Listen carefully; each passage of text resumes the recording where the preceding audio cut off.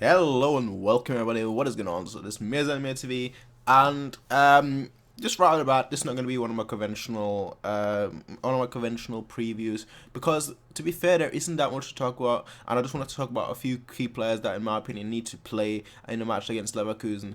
So this is not a preview. This is more so of a lineup, wish, hope, prediction. I guess you could say either one of them. To be fair, but it's probably more like a hope, because I don't think that's gonna be how we set up. But this is how I would set up right now. And I know what people will say after I say how we should set up. People are gonna say, "Why are we playing the 4-3-3?" And I kind of mentioned that. I kind of commented on that a while ago, where I said that I don't think we're gonna change the formation until the winter break. I don't think that that's gonna happen right now, because you have to make the players get used to it, and right now that's just not viable. So you can't do that in the middle of a season unless obviously you've already played with them in pre-season like that, and we didn't. So that's why I don't believe that we're gonna change the system until the winter break.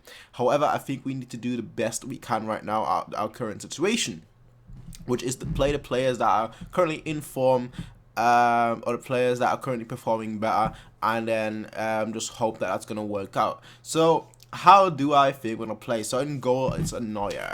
I think he's fully fit and he'll be able to play, so Neuer for me is a logical choice. Alright, he wasn't really that great in the match against Rostov, so for me Neuer is a logical choice. Even if Ulreich had the best match in his whole career against Rostov, Neuer would still be an obvious choice.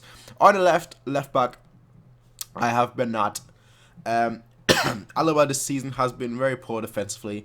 Honestly, for a player that last year played as a centre back for most of the season. It's really confusing to see why he's doing so badly defensively. I don't know. He's just really bad defensively so far. So that's why I have Bernat there, who at this point in the season offers more defensively and also offers more offensively. So for me, he is a logical choice. Then you have Mats and Bo. I still don't think I still don't think that Batstuber is 100% fit yet. So I don't want to rush him into a match, especially not against Leverkusen, because look at Leverkusen. They're gonna use that pace. They're gonna use that pressing. They're gonna use that. They're gonna switch the play instantly. So having someone like Batstuber, who's hardly played 90 minutes if at all, play against them, that would be the biggest mistake you could possibly do. Boateng, obviously, he's been a little bit down with the whole discussion about his lifestyle and whatnot. I personally don't really care what his lifestyle is, but as long as he delivers on the pitch. But obviously, right now he doesn't deliver on the pitch, so now you can criticize anything. So it's just the way it is. But Boateng still for me has to play. On the right, I'd have Rafinha. I know no Lahm, shocker. As someone that is a Lahm fanboy, not having Lahm in the lineup is pretty harsh. But Rafinha right now is just better than Lahm, and that's just the way it is. Lahm, I don't know. He's just the thing with him is he either doesn't defend well, or he doesn't contribute anything in the attack, and especially when the right wing is so lacking. When it's so bad right now, you really need a much more aggressive kind of right back, and that's just what Rafinha offers you right now. He's going to be able to help the right side a lot more than he would than Lam would right now, for example. But in midfield, from left to right, I have Thiago, Kimmich, and Sanchez. Now, Thiago, I think, is a bit of an obvious one. He's been really well so far on the ball, but for me, he just doesn't do too much off the ball. And my biggest problem is that right now he links the defense and the midfield to the wing, but he doesn't really do anything centrally. So I want to see a bit more creativity from him, because right now his job is basically just to circulate the ball. I want to see more creativity from him. I want to see him, try and be that outlet through the middle, try and create through the middle, and that's basically what I want to see from Thiago a little bit more. He's been good on the ball, but he's just not. I don't know, it's weird with Thiago. Like, one season he's just all about creativity, he's just all about flair. Then the next season he's all about the pass, and now and then this 2 seasons ago, he 2 seasons ago he was all about creativity. And obviously when he came back after his long injury, and obviously he helped us really go far in the Champions League until we lost against Barcelona. But he was really the creative outlet. Last season he was much more of a passer, but he still contributed to a lot of the goals. And this season he just seems to be just circulating the ball. I just want to see a bit more creativity from him, because he's so good with the ball. that I just want to see a bit more. I just want to see him force the issue a little bit more. Next up, Kimmich.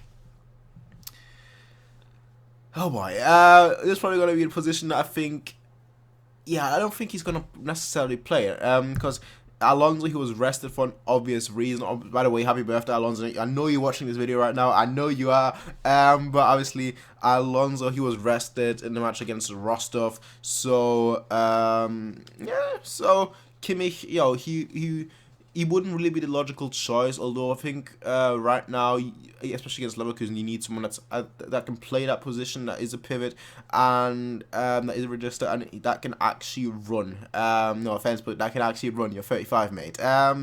So that's why Kimmich for me has to play. He's just able to get to the ball if Leverkusen tries to counter, not just through positioning, but also through his pace. He's not that fast, but he's faster than Alonso, and that's why I'd have Kimmich there. And next up, Sanchez. He offers that little bit of physicality. Like I've been saying that this whole season, if you watch my videos, every time Sanchez comes on, he improves a little bit more, and it was evident by his last match, where I thought he was probably a man of the match.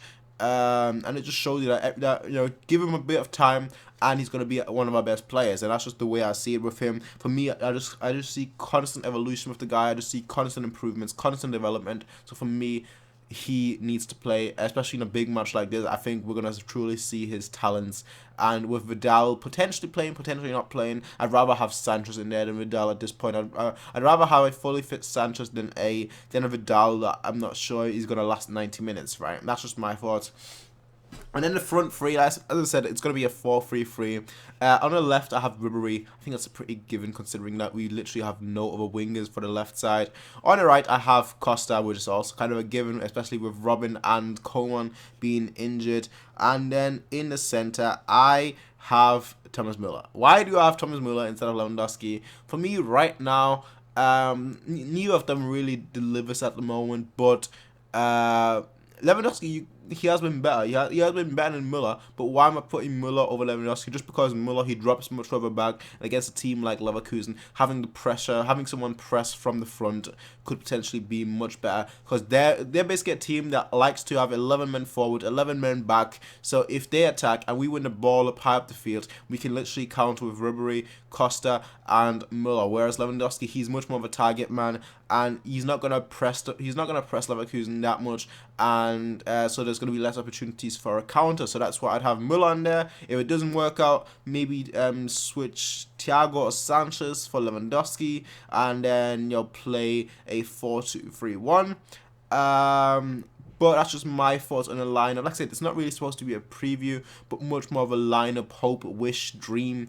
That's just my thoughts. I'll tell you what you guys think. Tell me how you guys think we should line up. I know people obviously disagree with me heavily, because I've got Bernat, Rafinha, Sanchez, even Kimmich, and obviously no Lewandowski in there. So I know a lot of people will disagree with me. But tell me what your lineup would be. I'm actually quite interested in that, just because, you know. But don't just pick the lineup that you think is going to do best. Pick the lineup that you think is going to do best against Leverkusen. That's obviously the whole point. Not just a general lineup, but the best lineup that's going to do what your best lineup against Leverkusen. That's what I want to see from you guys in the comment section down below, because that I think is going to be quite interesting, just to see the kind of approach that people will go with, the kind of approach that people will go for. And that's just my takes there. That's just my thoughts. Tell me what you guys think in the comment section down below, ladies and gentlemen. As always, you can rate, comment, favorite, subscribe. Peace out. Have a nice day. Bye.